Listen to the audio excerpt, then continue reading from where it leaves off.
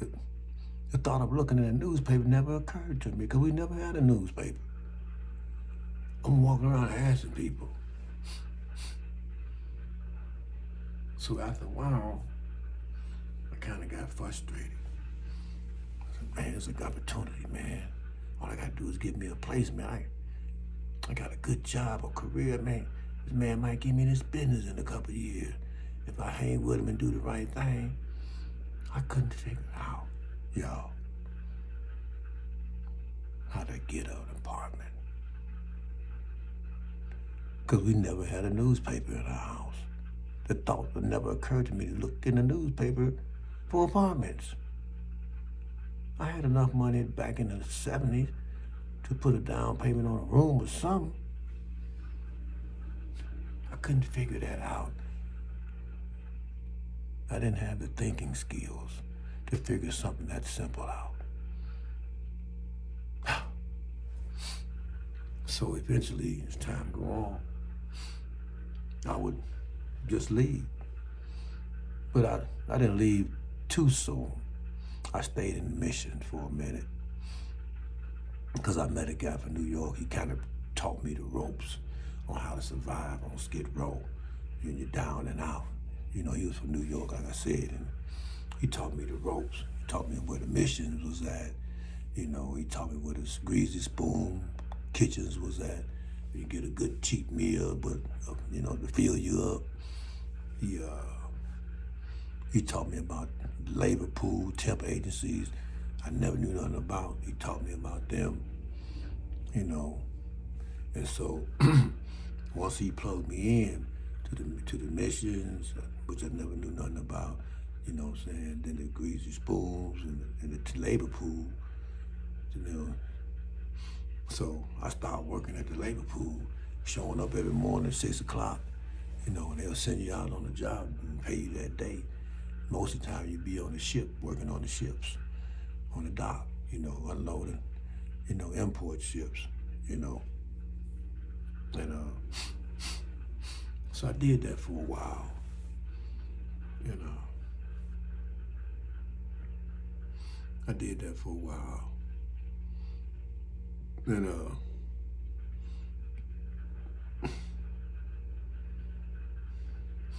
as a socially displaced youth, traveling across America, as a socially displaced youth. And so, maybe a few months, maybe a couple of months, or maybe, I decided to go to California. And so I bought me a ticket to California. Now, this is when it kind of get crazy a little bit. I bought a ticket to California and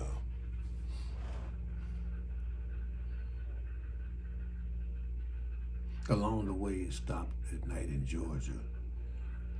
And then the next day it stopped in New Orleans. So when we left New Orleans, the lady that I was sitting with, I was telling her I'm going to LA for the first time, you know, and trying to get a jump start in life.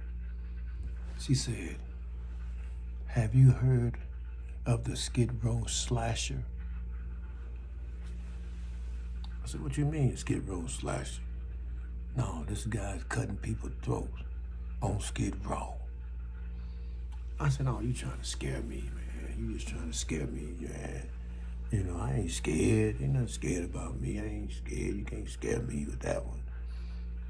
And then she got up.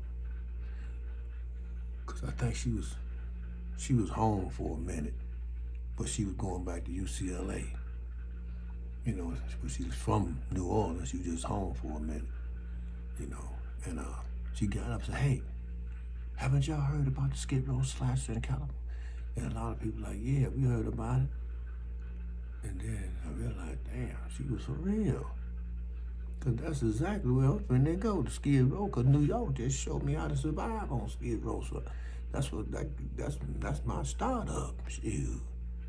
You know, go to the Mission, found out what the greasy spoons at in the labor temp agency, and plug myself in and work, save my money up, try to get me a little room or something. And from there, go to DHS or whatever and try to get me a crib.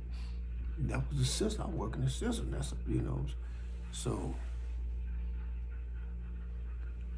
I said, man, this guy is actually cutting people's throat on the very place that I'm trying to go get my start up, to get my come up. The very place that I'm gonna go on the come up. He down there slicing people's throat. The Skid Row slasher. It's around 79,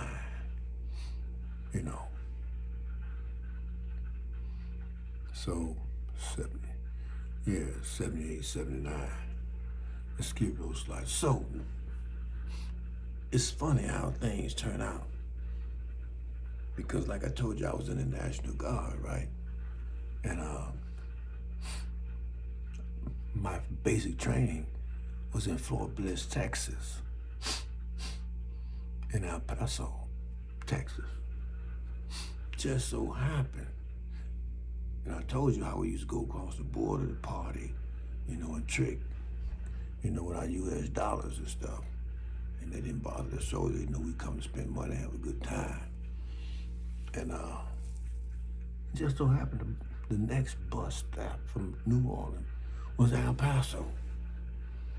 Now, I'm familiar, with El Paso. And we used to walk from the base, from downtown El Paso, to Warheads across the border to Mexico. That's how close it was.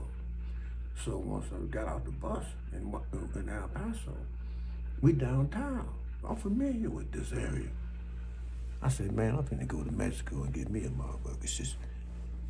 I'm finna go to Mexico and get me a machete. I got something for this Skid Row slice. I'm coming back with something for his butt. You understand me? I'm coming back for something I wish you would pop out on me. He think he's slashing. I'm coming with that Zulu, machete on it. I ain't playing. So I went over to Warhead, got me a machete, man. I came back across the States with it. And this is just a souvenir, y'all.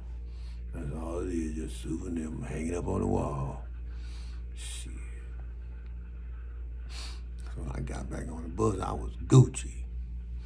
I wish your mother would just push up on me about right now. I done been in the Army, the National Guard. Uncle Sam done trained me how to kill him. Now I got a machete. Come on, y'all. Come on. I ain't scared of nothing about right now.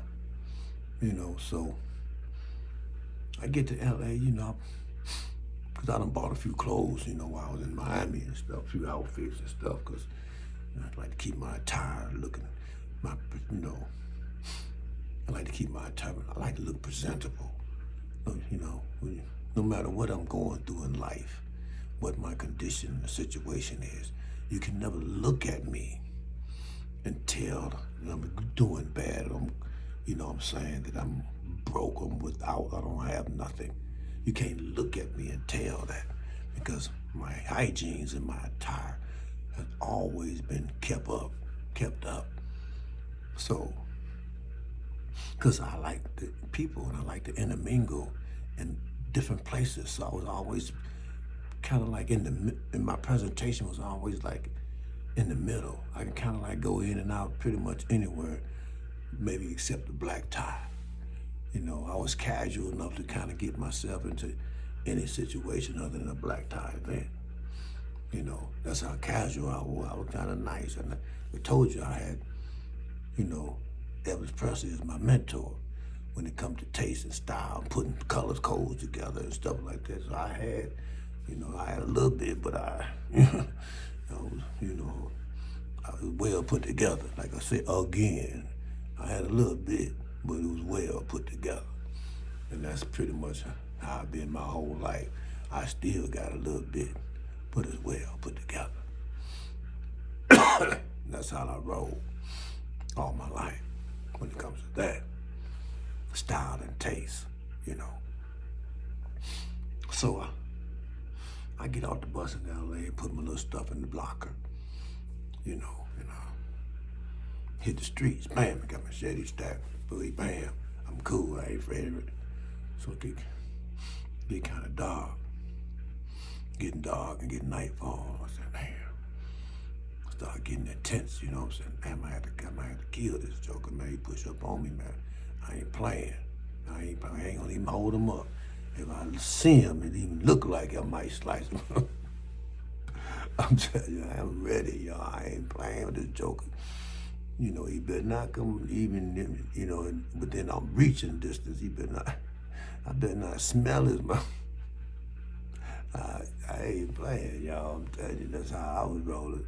So, you know, back then they had like little movie theaters. You can pay $1 and you can go in and watch a movie for an hour, you know, so I watched a few movies. I got tired of doing that, you know. Getting woke up, you know, I'm tired of sleeping. Getting woke up, you know, gotta pay another $1 and woke up, you know.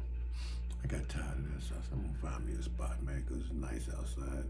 Find me a little spot to camp out, man, just chill. So I found this little storefront. They had the upstairs of the area, you know what I'm saying, out the way, off the streets. So I went up there, you know. I seen a little teenage couple up there. And I said, you know, I done asked them, I said, y'all seen a Skid Row slicer? They said, no. And they had a nice little space behind them on the side where I can crawl up into and take a nap. I said, listen, if y'all see this sniper, if y'all see this motherfucker, I said, y'all let me know. You hear me? Because I got something for his ass. Y'all let me know. Two little young white kids, you know, like they was runaways, you know, holding on to each other, surviving in these streets called Hollywood, L.A., called L.A., the streets of L.A., you know, which wasn't nice to little kids, you know. And so I crawled over the thing and went to sleep, you know, got me a little nice little rest. And when they left, you know, they woke me up and told me they was leaving, so they gave me a heads up. I said, okay, man, I keep one eye open now, but thank y'all, man. On the lookout, man. Y'all be safe out there, man. You know, and I wish y'all luck, man. And I went on to sleep, man, with one eye open. The next morning come, I got up and I went to Skid Row and talked to the fellas because they know the system. They know everything about LA because that's where they from, you know. So I go, you know, I might put out a joint, smoke a joint with them, you know. Back in the day, I smoked, you know. And then they might have a bottle of wine. We share wine, take a swig, you know, the wine bottle, you know what I mean? And get to knowing each other. Hey, man, I'm just in town. I don't know nothing, man. Y'all give me the hook up, man. Show me what I need to do, man, to get up, you know, to get my basic foundation up under my feet, man. So one of the guys said, I'm gonna take you DHS, man. They got a program that, you know, people like you in emergency situation. They put you up in the room, blah, blah, blah, get some food stamp, whatever. Got food voucher where you go to a greasy spoon and get you a meal every day, you know, blah, blah, blah, until you can come up. So that's what I did. I went to DHS. They gave me a voucher to this hotel and a voucher for food. And so I go up in there. I already know this was like you know, like a slum hotel. You know, they just hustling the system, paying, you know, rent from the DHS was just to put people in this motherfucker, but you can tell the character of people that was in that motherfucker. They was cutthroat. I still had that machete on me. I wasn't worried about none of them motherfuckers. I really wasn't. I wasn't worried about none of them at that time. I still had that machete on me, you know. So,